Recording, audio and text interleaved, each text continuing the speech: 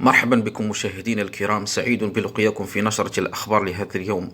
وهذه هي أبرز عنوانها: خبر مفاجئ في ارتفاع أسعار اللحوم يقلق المغاربة. قبل ما نبداو ما تنسوش بالإعجاب بالفيديو والاشتراك في القناة باش توصلوا بأخبار المغرب وإليكم التفاصيل. ارتفاع تعرفه اللحوم الحمراء في المملكة المغربية تسبب في موجة من الجدل وسط مجموعة من المواطنين الذين أضحوا يتساءلون عن مصير الأسعار التي ستعرفه أضحية العيد في الفترة القادمة. وفي الوقت الذي أضحى سعر لحم الخروف في الأسعار يتراوح ما بين 100 و 120 درهما للكيلوغرام الواحد. وحسب ما ذكرته المساء فإن العديد من الأسر المغربية ستكون عاجزة في غضون 3 الأشهر القادمة من شراء الأضحية العيد جراء الغلاء الحاصل في أسعار الرؤوس الماشية بسبب ارتفاع الطلب وقلة العرض الذي تعرفه بلادنا نتيجة مخالفات الجفاف وارتفاع الأسعار في مواد العلف بسبب التقلبات الاقتصادية العالمية.